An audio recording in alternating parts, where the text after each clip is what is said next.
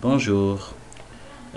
Après une vidéo introductive nous permettant de définir les différents points à faire dans les prochaines vidéos, maintenant nous allons passer à la première étape qui consiste à faire une exploration du logiciel Envy et de définir les préférences. Et pour ce faire, nous allons ouvrir le logiciel Envy classique. Un clic sur l'icône de Envy nous permettra de voir l'interface, cette interface d'Envy qui se présente comme suit. C'est une barre simple avec un ensemble de menus, la barre d'outils, avec comme premier onglet le menu File, le menu Basic Tool, le menu Classification, le menu Transform, le menu Filtre, le menu Spectral, le menu Map, le menu Vecteur, le menu Topographique, le menu Radar, le menu Window et l'onglet Help en dernière position. Chaque menu aussi a ses détails, a ses particularités. D'abord, le menu File qui permet d'ouvrir les images, de définir les préférences, de sauvegarder le projet, d'exécuter un projet. Le menu Basic Tool qui permet de faire différentes opérations outils, de couper, de faire le stacking, de faire les statistiques, la classification pour faire les classifications supervisées et non supervisées, de faire les post-classifications, le menu transform et entre autres. Comme nous l'avons précédemment dit, nous allons d'abord passer par définir les préférences. On va au menu File, à l'onglet Préférences pour définir les préférences. Voilà.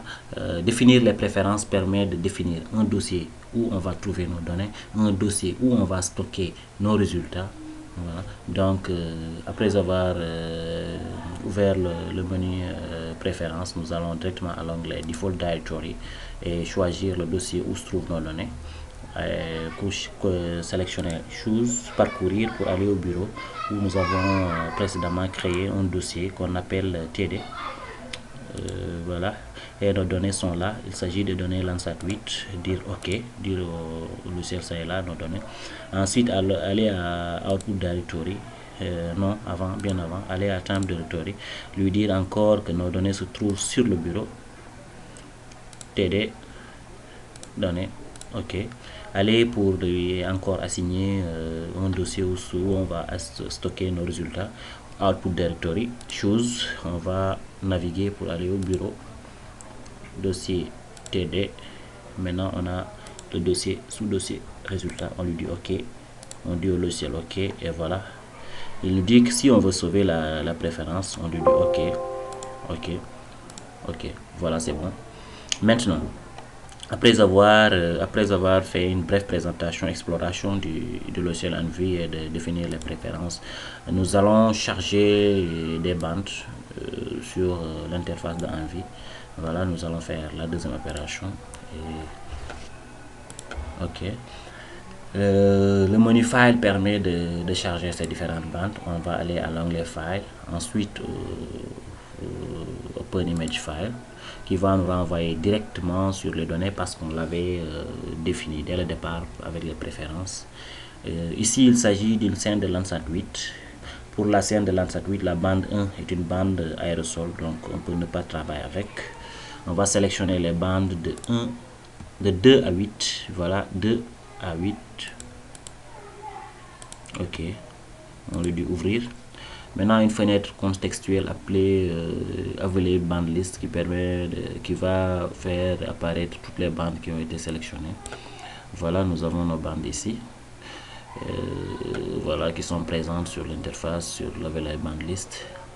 Nous pouvons maintenant passer à l'affichage en ton de gris ou en monobande.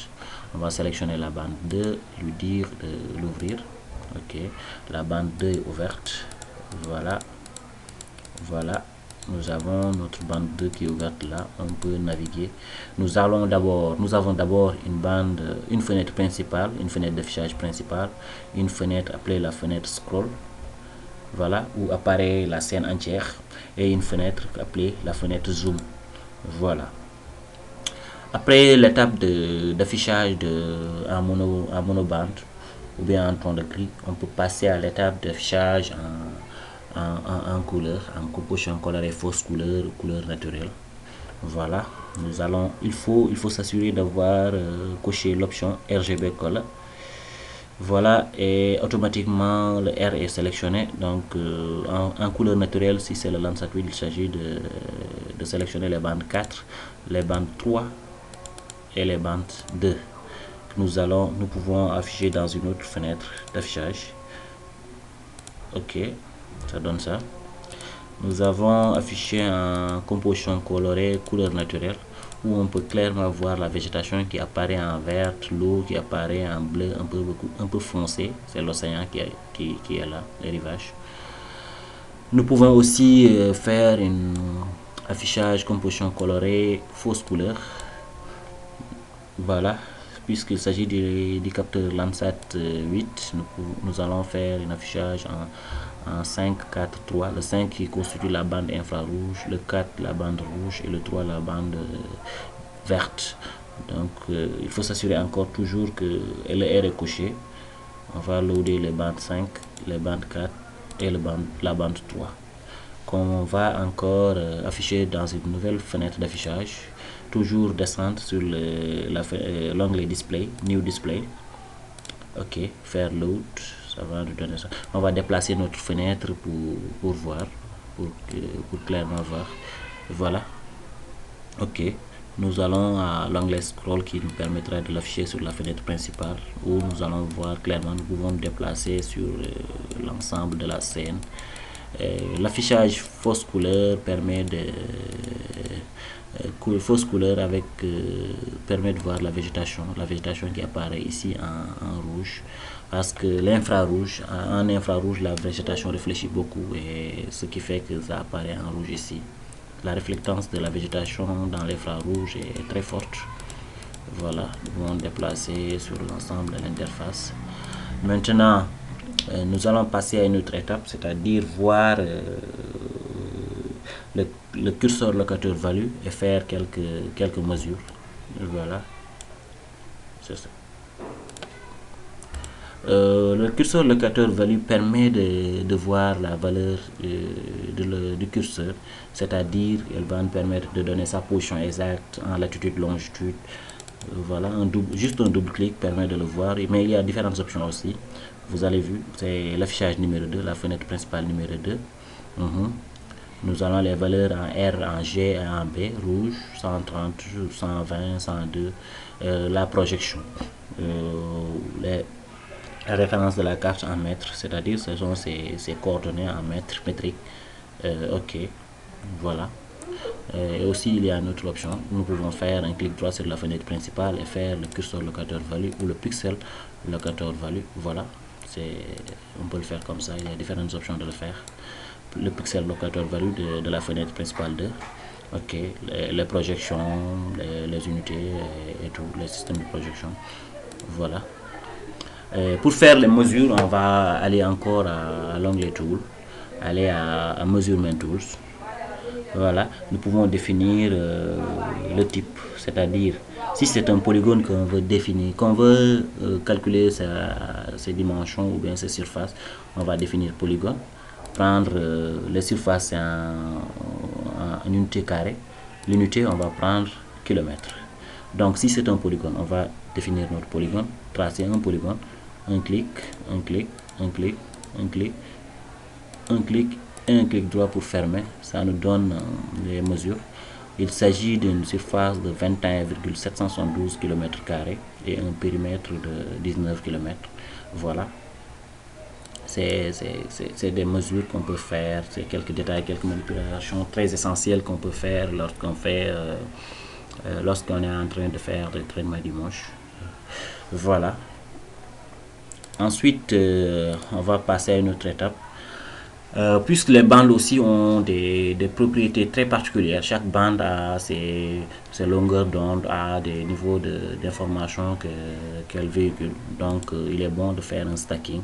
Le stacking, c'est le regroupement des bandes. Et pour ce, on va aller à l'onglet Basic Tools, Layer Stacking. Voilà. Maintenant, ici, on va aller cocher sur Import File qui va nous donner l'ensemble des bandes qu'on a loadées. Il y a l'ensemble des bandes ici. Voilà, on sélectionne toutes les bandes. On sélectionne la première bande. On appuie sur la touche Shift pour sélectionner toutes les bandes. On lui dit OK. Voilà, toutes les bandes ont été sélectionnées. Voilà, qu'ils apparaissent ici bien sûr. Maintenant, on va définir le dossier de sortie, c'est-à-dire le résultat. C'est output result qui est coché. Maintenant, on va aller choose, ça nous renvoie directement à l'onglet résultats parce qu'on avait défini précédemment. Et écrire stack.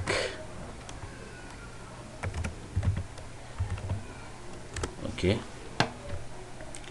Il y a déjà les systèmes de coordonnées et l'ensemble des informations à retrouver. On peut bien sûr réordonner les bandes. Voilà, il s'agit de bande 8, 7, 2, c'est bon. Ok, lui dire ok. Et voilà, on laisse le logiciel faire. On laisse le logiciel faire.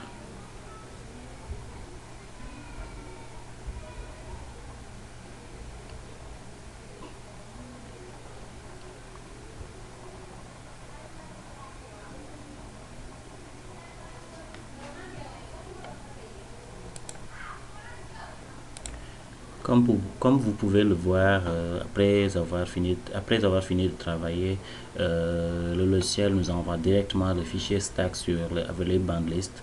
Nous voyons notre groupement de bandes qui apparaît en première position. Nous pouvons refaire les affichages en composition colorée. Voilà, nous avons l'ensemble de nos bandes. On va défiler pour voir, faire un affichage en fausse couleur 5, 4, 3 qu'on va loader sur la bande 1. On peut revoir, aller ouvrir l'onglet pour revoir la bande, la fenêtre d'affichage 1. On va dire de loader. Voilà, elle nous donne notre affichage en composition colorée. Voilà, nous pouvons fermer les fenêtres 1 et 2 puisqu'on a déjà compris son fonctionnement. Voilà. Maintenant, après avoir fait le stack, puisque les projets évoluent sur une zone bien définie, on peut découper notre zone suivant la zone d'intérêt du projet, du mémoire, de l'étude, du rapport et tout. Mais pour ne pas tirer en longueur, on va s'arrêter là et voilà, vous pouvez liker, partager la vidéo. Ensuite, cap sur une deuxième vidéo. Merci.